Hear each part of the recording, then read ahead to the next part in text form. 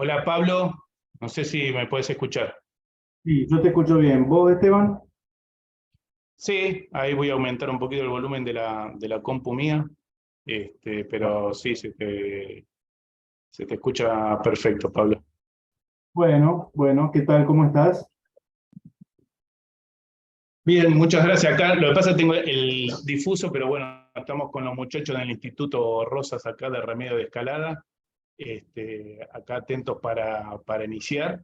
Y bueno, en principio, Pablo, agradecerte entonces la disposición, por así decirlo, para este contacto, para este encuentro. La verdad que para nosotros es un gustazo cerrar el año, ¿sí? De esta serie de charlas que hacemos una vez al mes por diferentes temas y cerrarlo el año con vos. Entonces, bueno, la verdad que nos llena mucho de orgullo, por así decirlo. Bueno, Así. por favor, un gusto para mí. El agradecido soy yo por la invitación. Tengo entendido que hay muchos institutos Juan Manuel de Rosas a lo largo del país, ¿no? De modo tal de que, bueno, para mí siempre es una figura, bueno, ustedes ya lo sabrán por lo que escribo y por lo que por ahí comento en Mates con Historia, es una figura no solo a la que yo adhiero en lo que fue, en lo que significó, sino que me parece que concita el interés de todos los argentinos, que a los que les interesa la historia, ¿no? Y este tema que vamos a ver hoy, todavía hay que remar bastante para que se lo conozca, porque está, a pesar del feriado, me refiero, está todavía bastante oculto, ¿no? Bastante omitido. Correcto. Bueno, si te parece, vamos a hacer una presentación formal bueno, y te escuchamos.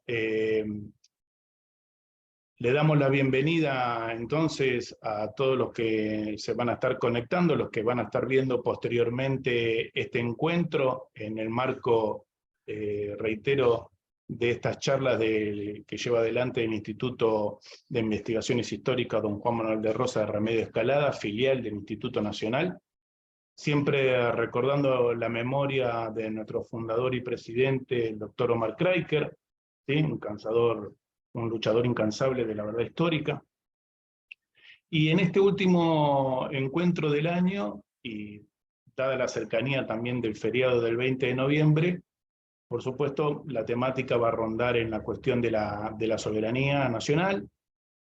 Para eso invitamos al doctor Pablo Schurman, brevemente, porque tiene un currículum bastante extenso, y para quienes no lo conocen, Pablo es abogado por la Universidad Nacional de Rosario, rosarino, doctor en Ciencias Jurídicas de la Universidad Católica, también es presidente del Instituto de Historia Constitucional, que funciona también en la Universidad de Rosario, y conductor del ciclo Mate con Historia, que se puede ver por el canal de YouTube.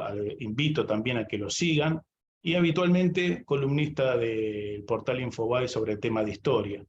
Así que en el día de hoy, Pablo nos va a hablar de soberanía, desafíos del pasado y del presente, y como esto bien señalabas recién vos, Pablo, ¿no? Parece ser de que la cuestión de la soberanía solo ocurrió en vuelta de obligado y ya está. Entonces, bueno, un poco de esto nos vas a estar hablando, así que bueno, bienvenido, muchas gracias y te estamos escuchando.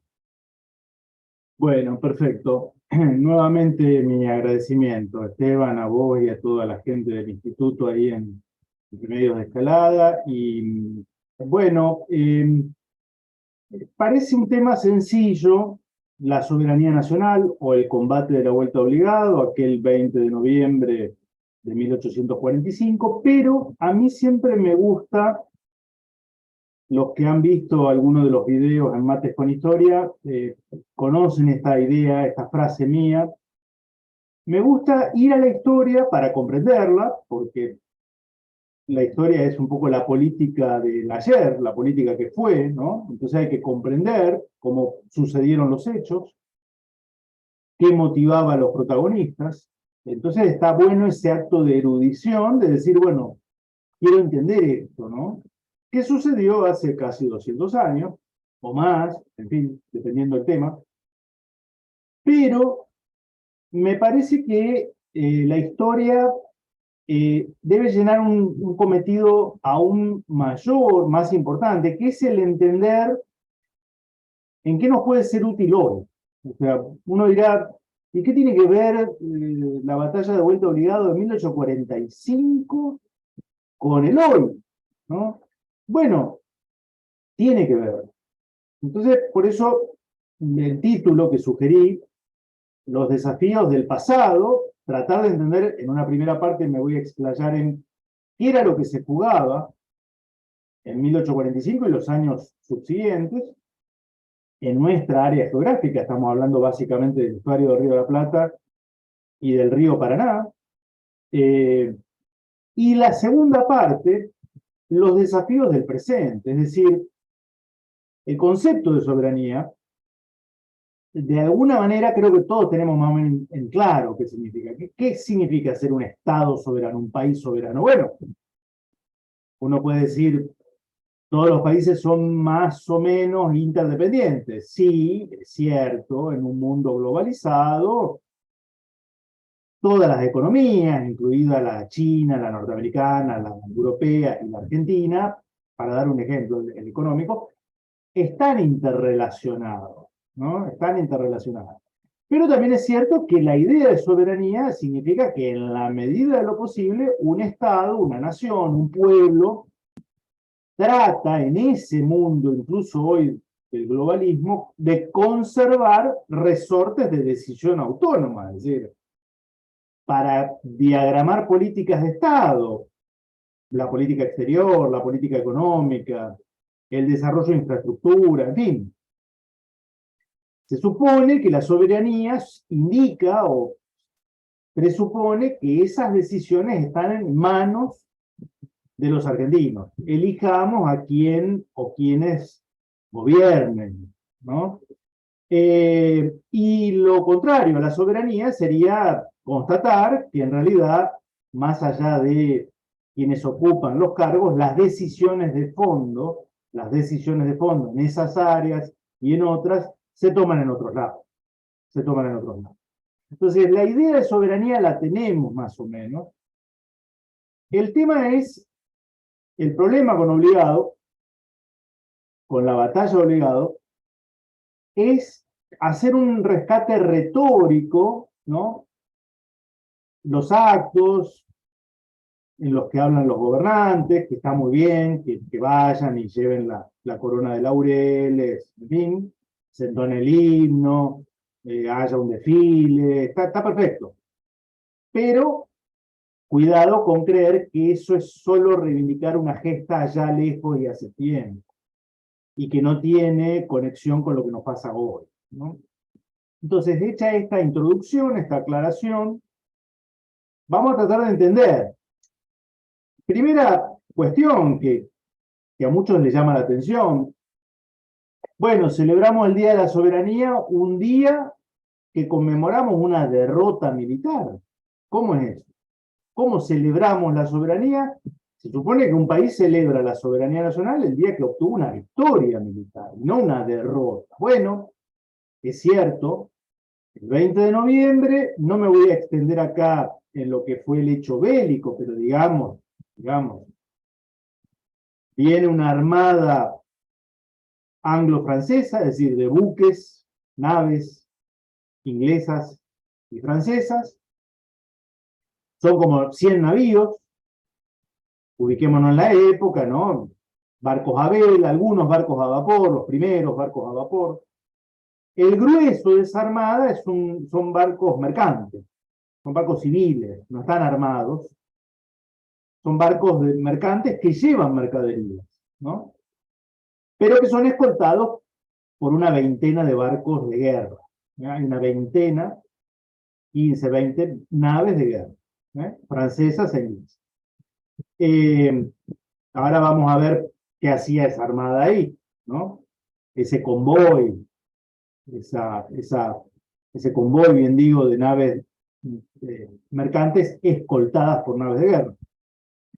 A la altura, río Paraná, río arriba, navegando, río arriba, a la altura de lo que es la Vuelta Obligado, un lugar en donde hay un recodo pronunciado, el río Paraná, un río ancho, de llanura, pero siempre de una navegación dificultosa, dependiendo el nivel de agua del río, hay muchos bancos de arena, y a esa dificultad siempre presente, hasta el día de hoy, dependiendo del calado de los barcos, en esa altura la Vuelta de Obligado representaba un obstáculo más, que era esta curva pronunciada, ¿no?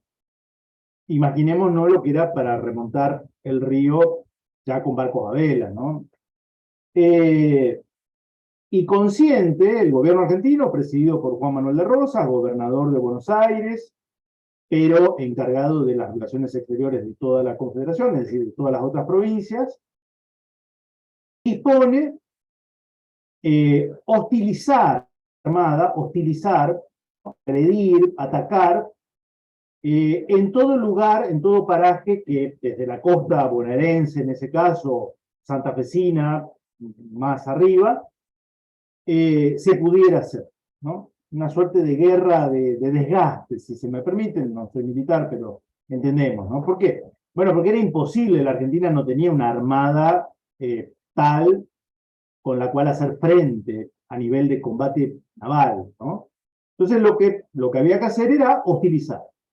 Y el primer punto en el que hay una batería argentina, es decir, cañones volantes, digamos, tropas, artillería sobre todo, en donde se puede ubicar con poder de fuego sobre esa armada, es en la Vuelta Obligada, ¿no? Además, tiene lo simbólico, muy interesante, lo sabemos más o menos, que Lucio Mansilla va a ser el comandante de las fuerzas argentinas, dispone que sobre lanchones o chinchorros, botes, en fin, naves, lanchas, digamos, ¿no? Tomadas de particulares de la zona, una zona de mucha pesca, digamos, ¿no? Pesca fluvial. Sobre esas embarcaciones, a modo de pontones, se colocan 3 gruesas cadenas, las famosas cadenas que cualquiera que va y busca pinturas o grabados de aquella batalla van a aparecer. Y el combate se desarrolla el 20 de noviembre, a primeras horas de la mañana, casi verano en el hemisferio sur, amanece temprano. Y si bien nuestros hombres dieron pelea, 6, 7 horas, 350, 400 argentinos muertos, un combate recio, ¿no? Daños en las naves enemigas, aunque de alguna manera ninguna va a pique, digamos, no se hunde ninguna nave enemiga, mucha descarga de fusiles, en fin, un combate con todas las de la ley, ¿no? No fue una simple escaramuza, pero finalmente sucedió lo que era inevitable que sucediera, más allá del patriotismo, de la arenga famosa de Lucio Mansilla. Los marinos franceses e ingleses logran cortar esas cadenas y la armada invasora continúa, ¿no? Continúa, repara algunos daños en los días posteriores y sigue hacia donde tenía su rumbo fijado, que era Asunción del Paraguay, ¿sí? Entonces, acá hay que entender, Esteban y quienes nos siguen, primero, ¿qué hacía una armada anglo-francesa de 100 naves, 80 de las cuales eran mercantes, con sus bodegas llenas de mercaderías de ellos, ¿no? Mercaderías que provenían de Francia e Inglaterra, de las fábricas, que evidentemente, digo, no son estúpidos, no van a traer mercaderías al hemisferio sur, 12.000, 13.000 kilómetros de travesía, para vendérselas a alguien, ¿no? Bueno, el destino era en teoría el puerto de Asunción del Paraguay. Entonces, lo que se va a iniciar envuelta obligado. Y por eso el día es tomado como Día de la Soberanía. Y está muy bien que así sea, porque pese a ser una derrota, tuvo un efecto de despabilar conciencia, ¿sí? Ese efecto que a veces los pueblos necesitan, de que una alerta, una luz amarilla, una primera afrenta a su dignidad, a su decoro, su soberanía, despabila a un pueblo que estaba dormido o que no imaginaba que se pudiera llegar a eso, y obligado va a tener ese efecto, ¿no? De despabilar la conciencia del pueblo argentino, e incluso va a ser una primera experiencia de la cual Lucio Mansilla, que va a seguir siendo el comandante de las fuerzas argentinas, va a tomar nota de los errores que se cometen, va a tomar nota de los errores que se cometen, y por eso va a seguir hostilizando, yendo siempre hacia el norte, ¿no? Río arriba, el Paraná toma, mejor dicho, río arriba hacia el norte.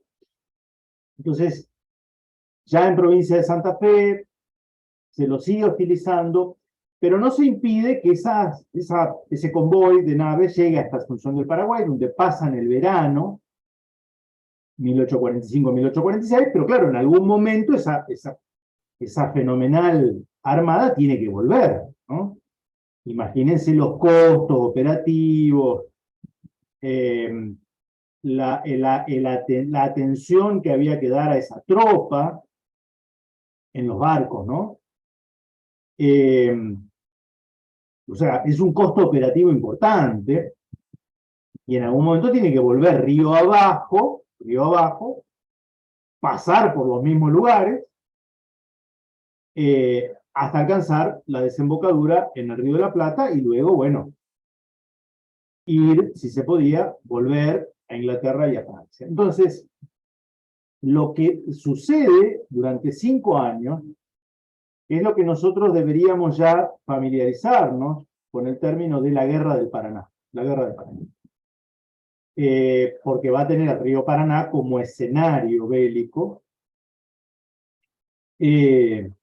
Nunca van a poder ellos desembarcar, lo hicieron a los pocos días en obligado, para tomar algunos trofeos. Esto lo explico en el último Mates con Historia dedicado al tema. Toman una bandera. En realidad, esa bandera era una bandera que estaba en un rancho, como hoy en una casa en Argentina hay una bandera, ¿sí? Ahora que estamos en el Mundial o en algún feriado, hay una bandera, ¿no? Entonces es como si alguien se lleva la bandera y se la lleva. No era un trofeo de guerra porque esa bandera no tenía valor simbólico militar en obligado. Pero bueno, los franceses se lo llevan. Es de vuelta en 1997 esa bandera por el entonces presidente francés Jacques Chirac cuando visita la Argentina. Está ahora exhibida en el Museo Histórico Nacional allí en Parque Lezama, en Ciudad de Buenos Aires, ¿no? A lo que voy, y para entender, hay una carta en la que José de San Martín es testigo de esta guerra, estando él en Francia, que ya es anciano.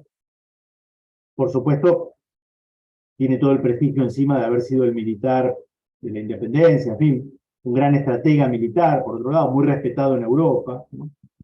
Muy consultado, su voz era escuchada. Y hay una carta en la que San Martín le dice a Rosas, él se cartea mucho con Juan Manuel de Rosas, algo que en general los unitarios siempre trataron de ocultar, ¿no? Porque claro, la figura de San Martín, carteándose frecuentemente con Rosas, nunca lo conoció, no tuvieron un trato de amistad, pero lo respetaban, se respetaban mutuamente, obviamente. Y hay una parte en la que San Martín le dice: usted está librando una guerra tan importante como la guerra de la independencia. Tan importante como la guerra de la independencia, porque es la guerra por la independencia económica de la Argentina. Es la segunda guerra de la independencia, es la guerra de la independencia económica de la Argentina, ¿no? Entonces, ¿cuál era la motivación de esa invasión anglo-francesa? La motivación era económica. La motivación era económica. Sobre todo en el caso inglés. En el caso de Francia podríamos hacer un distingo, porque es una armada anglo-francesa combinada, ¿no? Son como aliados en esto contra la Argentina. Francia estaba en un proceso, Francia, la Revolución Francesa, 1789, a los tumbos, el gobierno de Napoleón, el imperio, ¿no? Un imperio napoleónico que logra conquistar básicamente a buena parte de Europa, pero es derrotado, Napoleón, 1815. Y a partir de allí, las décadas siguientes ven una Francia muy apocada, muy disminuida. Imaginemos esto para la conciencia francesa, ¿no? Un pueblo milenario, una nación que había sido un imperio colonial, en fin. Entonces, de vuelta al poder, podríamos decir, los monárquicos en Francia, con el rey Luis Felipe, lo que se procura ahora es un expansionismo francés, ¿no? Entonces Francia va a ser una potencia colonial que vuelve por sus fueros, vuelve por aquella gloria perdida, si quieren, de siglos atrás, y entonces va a cañonear el puerto de Veracruz en México, y va a tomar lo que hoy es Argelia, en fin. Esto de Francia tiene más una motivación patriótica de ellos, ¿no? Expansionista. En el caso de Inglaterra, tiene que ver más con la necesidad, habiendo ya intentado por las armas Inglaterra, 1806, 1807, recordamos, ¿no? Las invasiones inglesas al Río de la Plata, que fueron 2 derrotas para ellos, ¿no? Fueron derrotados 2 veces, 1806, 1807. Inglaterra ya había descartado la invasión territorial de América y en particular del Río de la Plata por una cuestión operativa, porque eso había fracasado, porque eso suponía costos elevadísimos y porque, bueno, porque se dedicaba a colonizar otros lugares, Australia, Nueva Zelanda, Canadá, la India, en fin. No es que renunciaba a ser un imperio colonial, Inglaterra. Renuncia a la colonización territorial de América del Sur. Pero a lo que no renuncia es a quedarse con los resortes económicos. ¿Sí? Con los resortes económicos que ya había dado buenos resultados, por ejemplo, en 1826, 1825, 1826, logra Inglaterra la firma de un tratado de paz, amistad y comercio con la República Argentina, presidida por Rivadavia, ¿no? Presidida por Bernardino Rivadavia, y es Rivadavia el hombre que, de alguna manera, al servicio de Inglaterra, nos endeuda por primera vez con un banco británico, ¿no? La famosa banca Barry Brothers, ¿no? El primer empréstito, la primer deuda externa argentina la toma Bernardino Rivadavia en 1825 y bueno, no nos podemos detener ahora nosotros en esto, pero el, el motivo de la deuda no era tanto la deuda en sí, sino tener sujeto a los gobiernos argentinos con el tema del pago de los servicios de la deuda externa, cosa que sigue básicamente hasta la actualidad, lo sabemos perfectamente bien, ¿no? Ahí vemos una cuestión soberanía, ¿no? Y aquello que atenta contra la soberanía. Si yo debo, y debo mucho, y me tienen sujeto y no puedo, como si fuera un corset, entonces mis decisiones las van a decidir la banca Baring Brothers hace 150 años y hoy un organismo internacional de crédito, el FMI, el Banco Mundial, quien fuera. Entonces, el objetivo de la incursión para entender aquel conflicto era básicamente económico. Necesitan una excusa, claramente, porque nunca nadie puede ir a la guerra con barcos de guerra y cañonear sin al menos invocar un motivo, ¿no? Y el motivo que invocan ellos, ingleses y franceses, es que ellos reclaman la internacionalización de los ríos interiores argentinos. Es decir, sostienen que un río como el Río de la Plata y más aún el río Paraná es un río de libre navegación. Esto que suena muy lindo, la libre navegación de los ríos, en realidad es un absurdo. ¿Por qué? Porque Inglaterra y Francia dicen, yo puedo navegar el río Paraná, que corre a lo largo de 1000 kilómetros por territorio argentino, sin necesidad de autorización del gobierno argentino, porque es un río de libre navegación, libremente navegable. Porque mi objetivo es llegar a Asunción del Paraguay, y Paraguay declaró la independencia en 1842. Rosas se planta y les dice, no, miren, no es así. Si usted quiere ir a Paraguay, vaya por el Amazonas. Puede entrar por el Amazonas y llega al Paraguay, si pueden, ¿no? Pero para pasar por territorio argentino nos tienen que pedir permiso a nosotros, porque es un río que corre por territorio argentino. Yo no sé si les voy a decir que sí o que no. Rosa era muy claro en eso. Yo, es más, casi le diría, no tengo por qué decirles que no pasen. Pero lo que sí tengo que decirles es que primero me tienen que pedir permiso. Es decir, tienen que pedir permiso a la Argentina. ¿Ok? Porque para algo somos un país soberano. Y en términos diplomáticos, esto lo retruca muy bien nuestro canciller, Felipe Arana, que le dice, pero escúcheme, señor enviado inglés, ¿acaso el río Támesis, es de libre navegación? O sea, si yo voy con un barco de bandera argentina y me meto por la desembocadura del Támesis en el Mar del Norte y navego el Támesis, paso por Londres, saludo a la reina, yo puedo entrar y salir como quiera. ¿Es un río de libre navegación? No. ¿Por qué? Porque es un río interno inglés. Entonces usted tiene que pedir autorización al gobierno inglés. Ah, justo lo mismo que pedimos nosotros.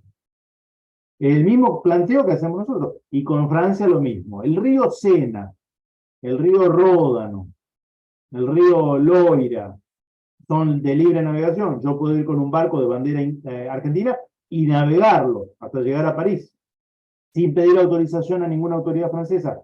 No, no puede. Nos tiene que pedir autorización a nosotros. Bueno, nosotros exigimos lo mismo. Nosotros exigimos lo mismo. Entonces creo que se entiende, ¿no? El motivo era muy pueril, era claramente una excusa para entrar en guerra.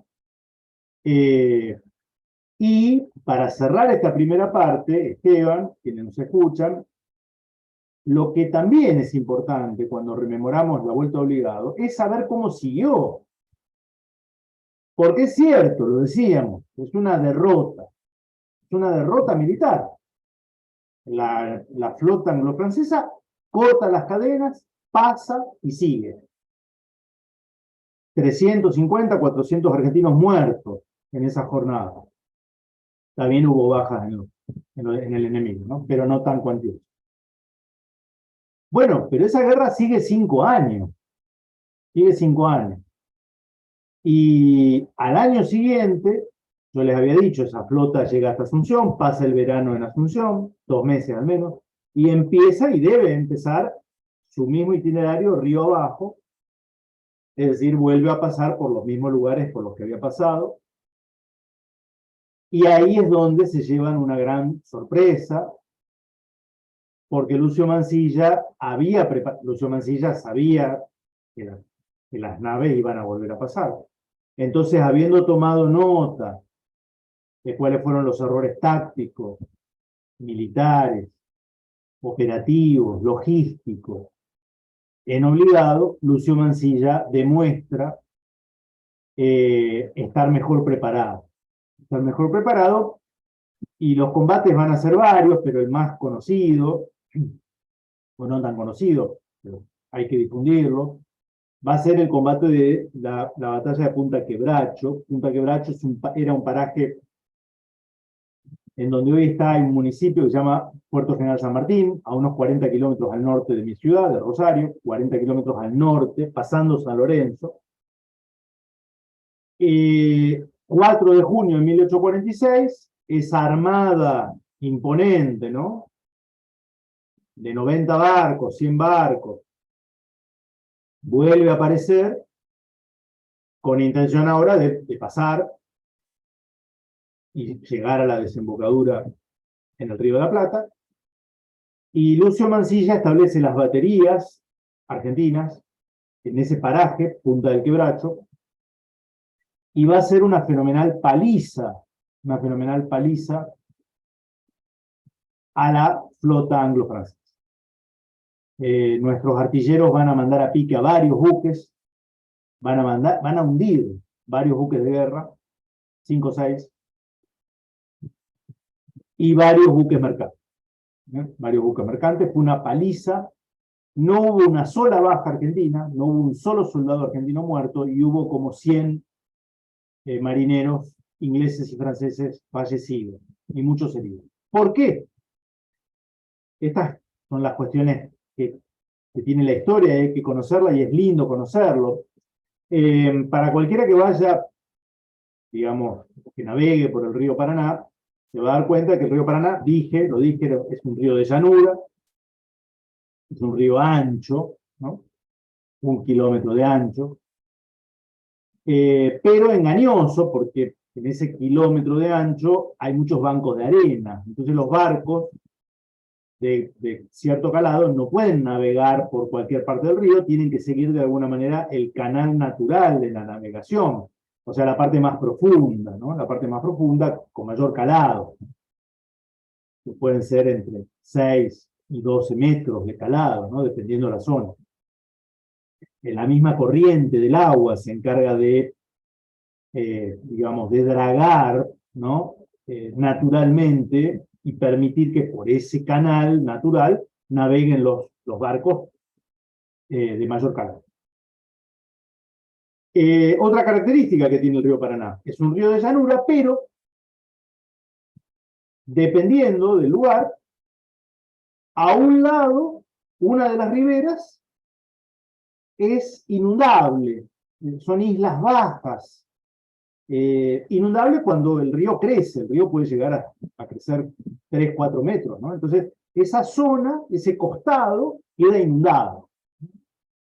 Pero del otro lado, si de un lado tengo islas aluvionales, el famoso delta del río Paraná, del otro lado, en la costa opuesta, tengo una barranca. Tengo una barranca que es una elevación de 25 o 30 metros, ¿no? Como una muralla natural. Si uno está en el río y se acerca a la barranca, uno tiene un paredón de tierra, ¿no? De 25 o 30 metros. En la zona, mi zona en Rosario, por ejemplo, la barranca está del lado santafesino. La barranca, la costa elevada, está del lado santafesino. Y las islas aluvionales, bajas, están del lado entrerriano, ¿sí? Después eso cambia a la altura de Paraná y Santa Fe, y se invierte. Entonces, de Paraná, la capital de Entre Ríos, hacia el norte, la barranca está del lado entrerriano correntino, y la zona aluvional está del lado santafesino, chaqueño, más hacia el norte. En Punta Quebracho hay una particularidad. La barranca es más alta aún. O sea, uno va a Punta Quebracho y uno tiene una visión de todo el río, ¿no? Majestuosa. Es hermoso ese lugar, ¿no? Entonces, ¿qué pasa? Mansilla coloca los cañones, que tienen un gran poder de tiro, ¿no? Porque yo estoy elevado 30 metros con mis cañones y tengo poder de tiro sobre las naves enemigas. Y las naves enemigas, y esto es lo interesante, tienen que buscar de no irse de ese canal de navegación, porque si se van del canal de navegación, tienen el gran riesgo de encallar en un banco de arena. Y sucede que el canal de navegación, en general, en esa anchura de 1 kilómetro, el canal de navegación va más cerca, corre más cerca de la barranca, ¿no? Digamos, entre 75 y 150 metros de la barranca. Ahí está el canal de navegación. Entonces, ¿qué se dio el 4 de junio de 1846? Que las 90 naves, tenían que ir alineadas, como si fuera una hilera de patitos en las ferias, en los circos, ¿no? Uno tiene los patitos en línea, ¿no? La expresión la tenemos. Las naves pasan alineadas porque de lo contrario quedan encalladas y tienen que ir casi pegadas a la barranca santafesina. Las baterías, los cañones argentinos los tienen a tiro y por eso se cansan de tirar, Y las naves tienen un gran problema, porque ustedes me dirán, bueno, pero los barcos eran de guerra, también tenían cañones. Sí, es cierto, pero los cañones de los barcos, por la altura de la barranca, el ángulo, porque tenían que disparar, es como si dispararan al aire, ¿se entiende? Y el ángulo no les permite disparar e impactar en las baterías argentinas. Ellos disparan y muchos de esos cañonazos impactan en la barranca, que es como una especie de muralla natural. Por eso fue una jornada en la cual no hubo una sola víctima argentina, la contracara de obligado. La contracara de obligado. Una victoria. Supuesto que no se hundieron todos los barcos, eran 100. Muchos pasaron. Se resistían también, eran naves de guerra. Pero el balance fue lo que podríamos denominar una verdadera paliza propinada por los artilleros argentinos a la armada anglo-francesa, ¿no? Y esto termina en algo que es más importante para nosotros, que termina con 2 tratados de paz que se hacen por escrito. Se los conoce como el tratado Arana-Southern, Arana por Felipe Arana, nuestro canciller, y Southern por el nombre del enviado inglés. Inglaterra envía un embajador plenipotenciario y firman la paz, es decir, Inglaterra no se rinde, pero reconoce la soberanía argentina sobre los ríos interiores. Punto. Era el tema, ¿no? Y a los pocos meses, Francia hace lo mismo con el tratado Arana-Lepredeur. Arana-Lepredeur, Lepredeur era, no va a ser un embajador francés, era el almirante de la flota francesa en el Río de la Plata, que estaba desde el fin de las hostilidades en Montevideo. Entonces, resumiendo, para nosotros es importante el 20 de noviembre, porque es una fecha icónica en la que la Argentina toma conciencia, se pone de pie, presenta batalla y triunfa sobre las 2 principales potencias económicas, militares del momento, Inglaterra y Francia unidas. Sería como hoy ganarles una guerra, después de 5 años, a la OTAN y China juntas, para hacer una comparación, ¿no? A la OTAN y China juntas, o a la OTAN y Rusia juntas. Bueno, no creo que ahora estén juntas, pero las 2 principales potencias militares de la época.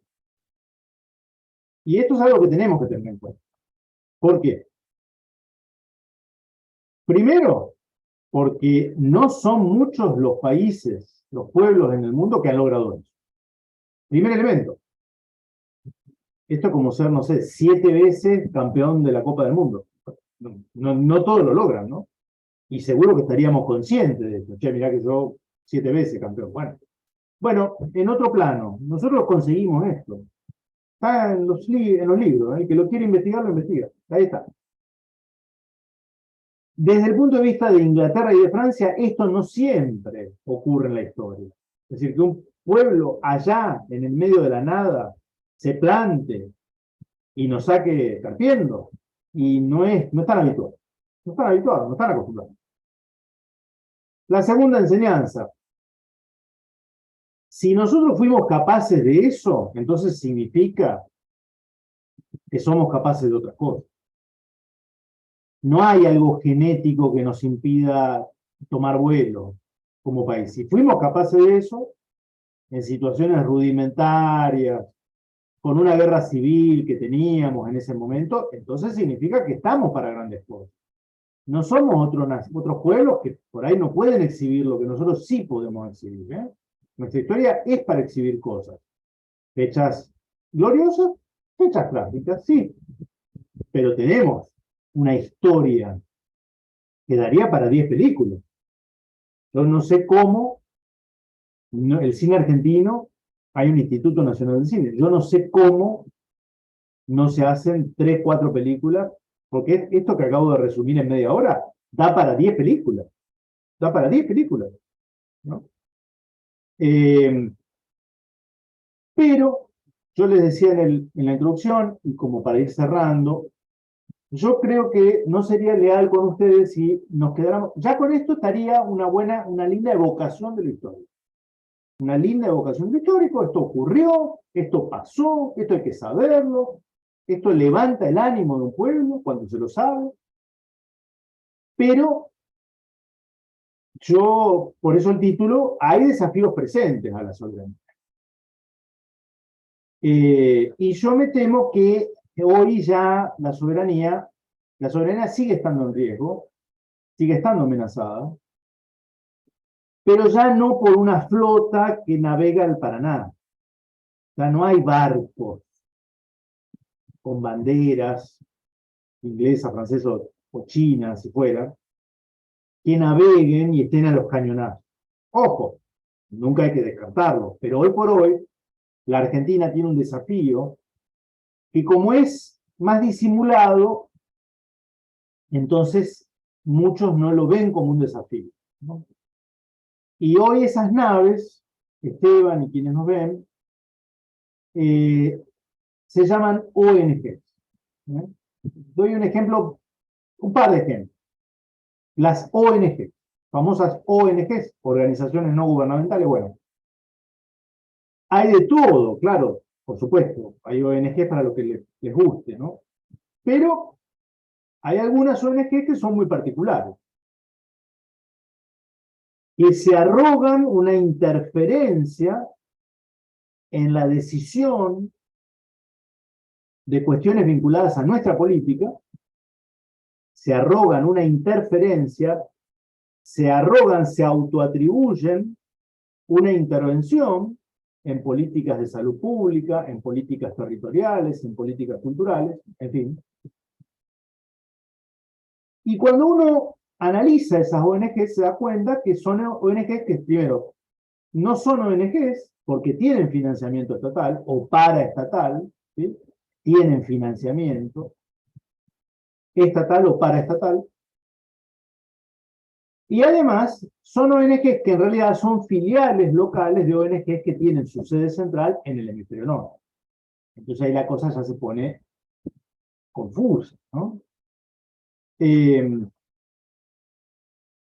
Les comento una, que tiene que ver con la cuestión territorial.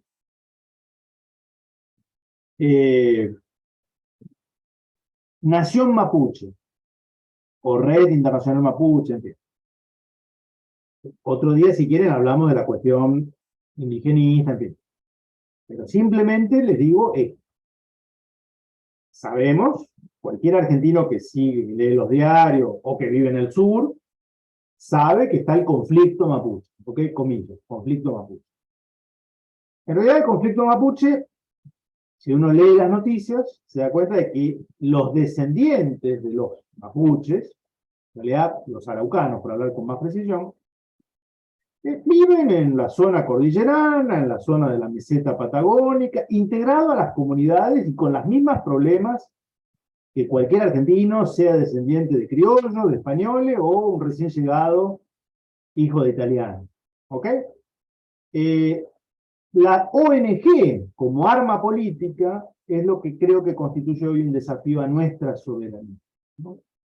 Fíjense lo simbólico, hubo un reclamo en la zona de Bariloche que llega a la justicia y en la que se reclama que el Estado argentino ceda una serie de tierras. Miren que hay espacio en la Patagonia, ¿eh? ¿Sí? El que ha ido a la Patagonia sabe que si lo que sobra, si hay algo que sobra es tierra. Y hay un espacio deshabitado en Argentina, de la Patagonia. Y esta comunidad mapuche quería unas hectáreas muy particulares. Justo querían y reclamaban que ahí había posesión ancestral. Anda a probarlo. Bueno, en lo que es el regimiento del ejército argentino, denominado regimiento de montaña, y que es el único regimiento que se llama Juan Domingo Perón, del ejército argentino. Entre el centro de Bariloche y el Hotel Yao Yao, en ese tramo, ¿no? Un fallo de la justicia les cede el regimiento de montaña del ejército argentino a esta comunidad. Ahora, cuando uno investiga y uno dice, bueno, pues está bien, son argentinos, Sí, pero son argentinos que son separatistas, no se sienten argentinos, lo dicen públicamente, no estoy inventando nada. No estoy inventando nada. Y cuando uno, y los invito, vayan ahora mismo, pongan en Google, Nación Mapuche, bueno, ahí está la página de Nación Mapuche. Y les explica Nación Mapuche cuándo nació.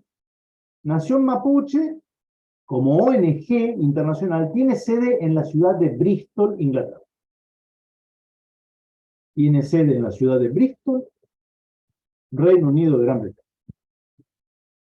Es decir, el financiamiento, la sede, el speech, la letra, el guión de los que están operando en nuestro territorio con ánimo separatista está pergeñado en nuestro tradicional enemigo histórico al que hemos hecho referencia. Es una nación que aún ocupa ilegítimamente parte de nuestro territorio. Entonces, un país serio, me parece que lo llaman los referentes locales y le dicen, señores, tienen 48 horas para abandonar el país. Es muy excesivo. Miren, Andrés Solís Rada era un pensador de la izquierda nacional en Bolivia, falleció hace algunos años. Fue el primer ministro de hidrocarburos de Evo Morales. Ya no estoy hablando de alguien de la derecha recalcitrante, ¿sí? Andrés Solís Rada, pensador boliviano, de la izquierda nacional boliviana, primer ministro de hidrocarburos de Evo Morales.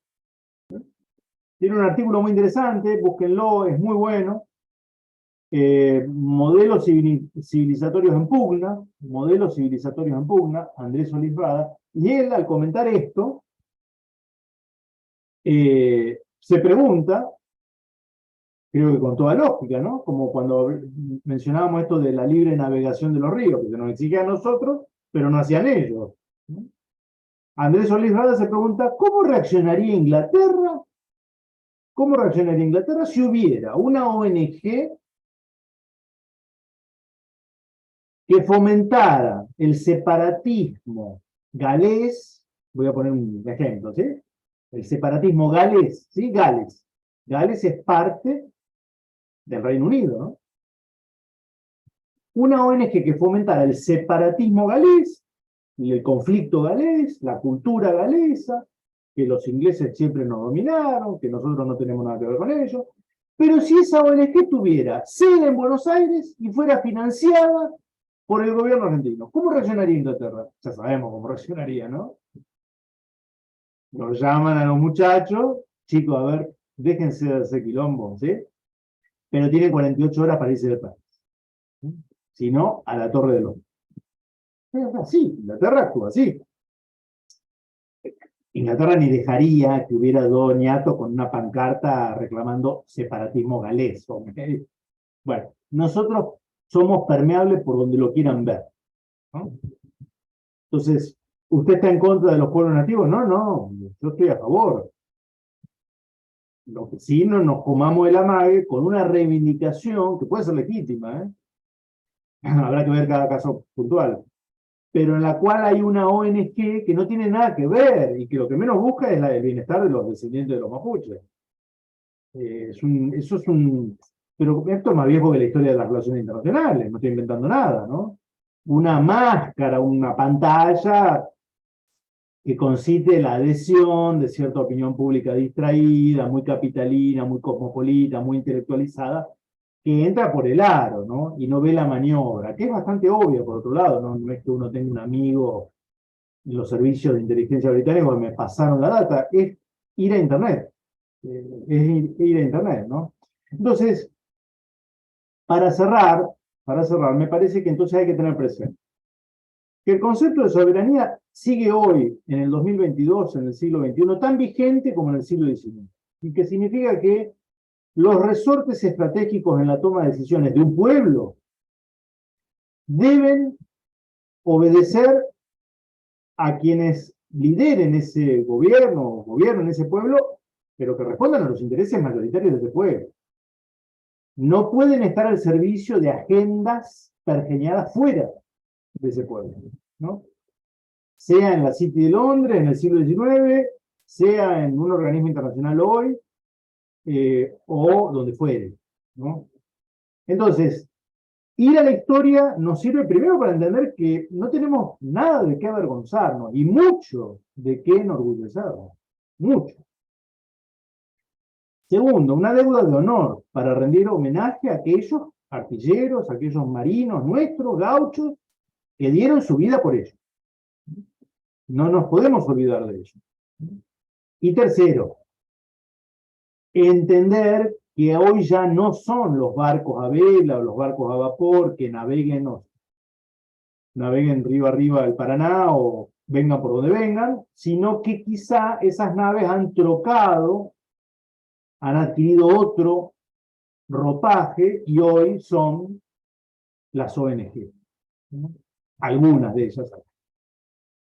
Cuando advirtamos esto, entonces, quizás seamos capaces de capítulos gloriosos y de ponernos nuevamente de pie, como hicieron Lucio Mansilla y sus bravos en Punta Clemente. Bueno, por mi parte, muchas gracias y por supuesto, si hay preguntas, con todo gusto.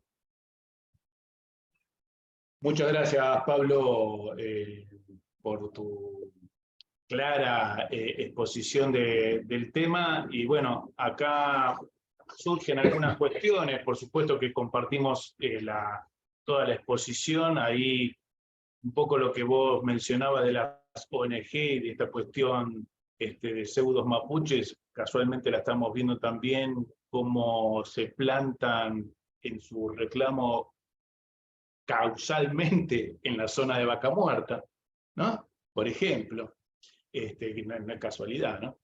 Esto que vos mencionabas.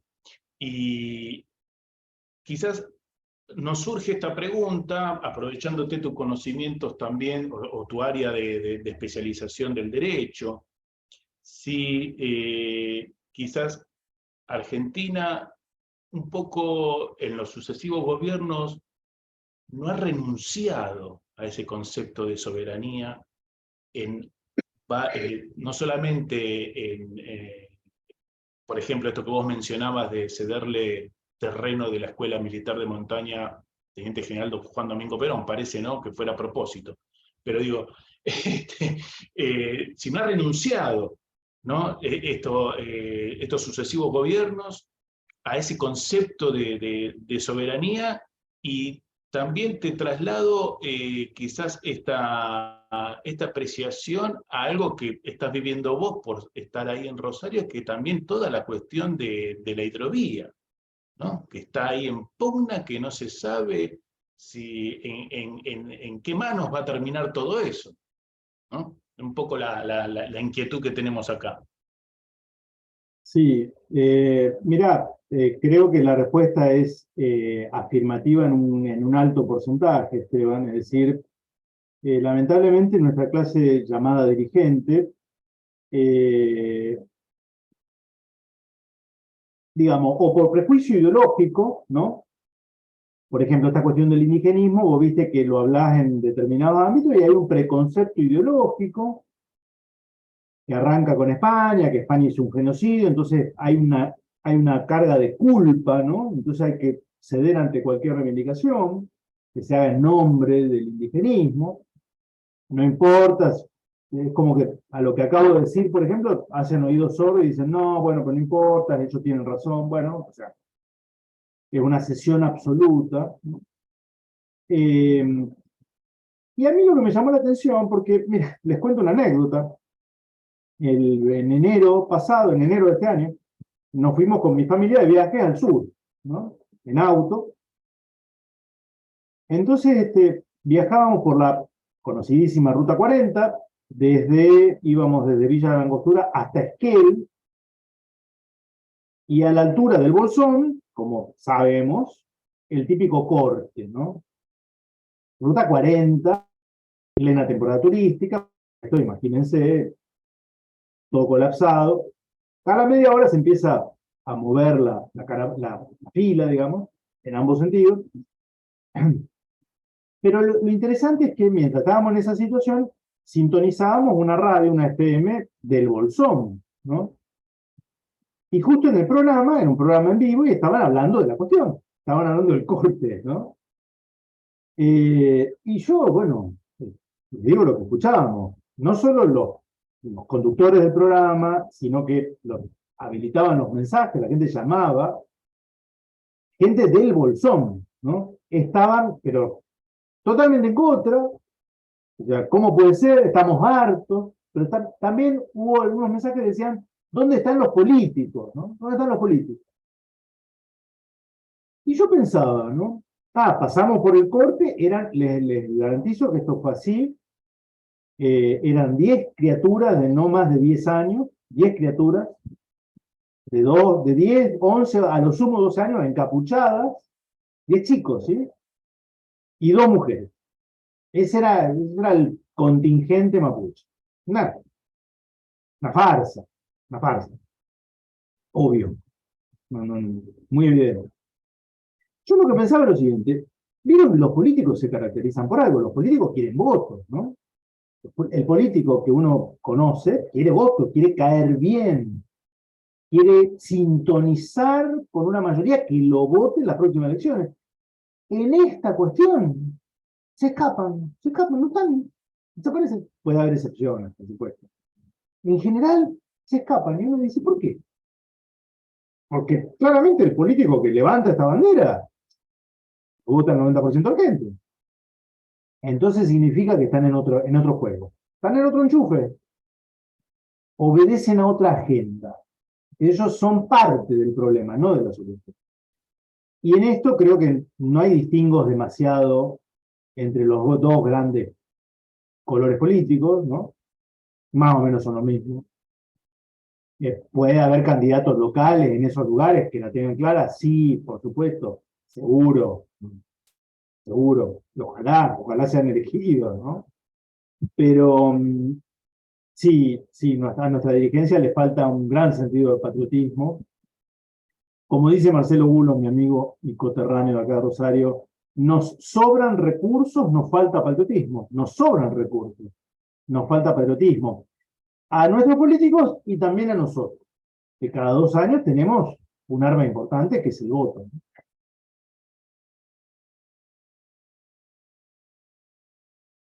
Perfecto, Pablo. Creo que, bueno, fue claro, no sé si...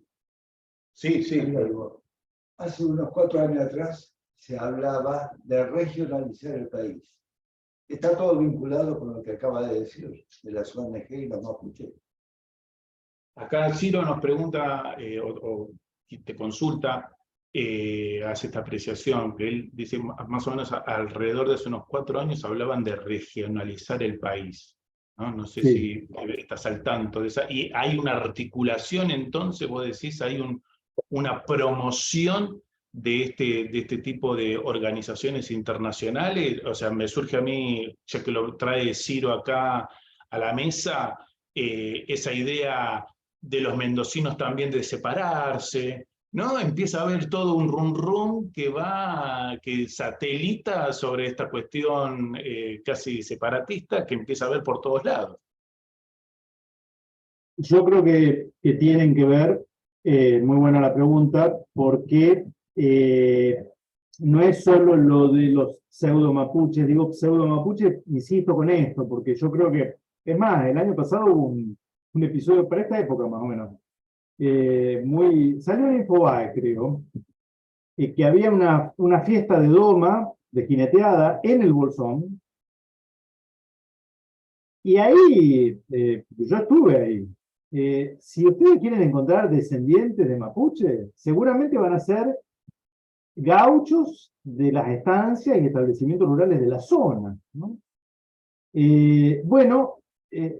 Fueron ellos, los jinetes, los de la jineteada, los que sacaron a rebencazo a estos pseudo mapuches. O sea, ahí está clarísimo dónde están los descendientes en serio, que están en los barrios populares, que viven nuestras mismas vicisitudes, en fin.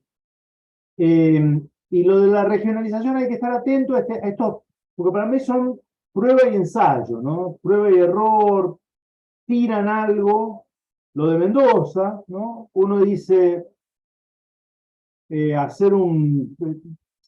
aunque sea dejar correr la idea de que Mendoza podría convocar un referéndum a ver si se hacen rancho aparte o no. Bueno, ya debería ser un escándalo. Esa sola posibilidad debería ser un escándalo, ¿no? Y, a ver, creo que debería ser un escándalo en el sentido de que al político que fomente, que insinúe eso, debería costarle caro en términos electorales. Y no le costó. Va, creo que quien fogoneó eso, ahí está. Creo que era el senador. Bueno, entonces, ojo con eso, y en Jujuy algo parecido. El Poder Financiero Internacional no quiere lidiar más con estados grandes, estados territorialmente grandes. Y la Argentina y Brasil, por ejemplo, son estados territorialmente grandes. Entonces, todo aquello que conspire contra esa unidad y que vaya a un proceso de nueva balcanización, nueva subdivisión, que se detuvo en el siglo XIX, entre otras cosas, Juan Manuel de Rosas fue quien detuvo esa sangría, ¿no? Porque nosotros veníamos de la banda oriental, República Oriental del Uruguay, Paraguay aparte, el Alto Perú, Bolivia. Y llegó a haber proyectos de la República de la Mesopotamia. Llegó a haber proyectos de la República de la Mesopotamia, ¿no? Entre ríos y corrientes. Bueno, eso se detuvo, se cortó. Entonces, por lo menos se mantuvo un territorio importante, ¿no?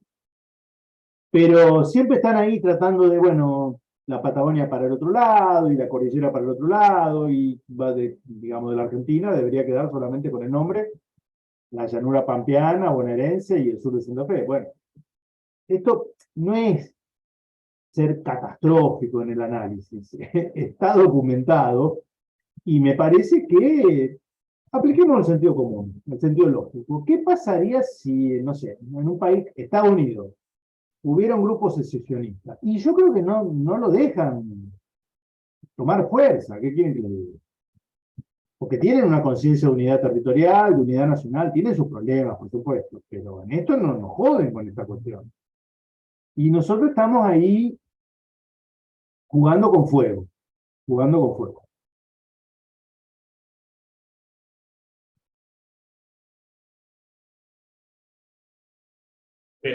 Bueno, Pablo, siendo ya las 20 horas y ya llevando casi una hora de charla, te agradecemos mucho tu participación, recordándoles a todos que van a poder ver esta charla en nuestro canal de YouTube del Instituto, esta y las anteriores, muchas otras anteriores, así que también les recomendamos que nos sigan en Instagram y que también vean entonces la charla de Pablo y otras en nuestro canal del Instituto que va a tener, que tiene ahí YouTube. Y bueno, agradecerte, Pablo, digamos, esta predisposición a decir que sí inmediatamente cuando se te convocó por parte de los miembros del Instituto a dar esta charla. Así que, bueno, muy agradecidos y será entonces hasta un próximo encuentro. Muchas gracias a ustedes, Esteban, por la invitación. Reitero, cuenten conmigo para lo que necesiten. Un gusto realmente compartir con ustedes. Los felicito por las actividades. Les auguro, ya estando en diciembre, lo mejor para el próximo año, ¿no? Que sea un año de difusión del ideal, de todo lo que tenga que ver con rescatar nuestras raíces y nuestro patriotismo, que finalmente eso vale la pena, ¿no? Es el mayor trofeo que nos podemos llevar. Un saludo cordial a todos desde Rosario, que estén bien. Bueno, gracias Pablo, igualmente para vos. Buenas fiestas, Y gracias también a Amanda que se sumó. Adiós. Gracias. Hasta luego.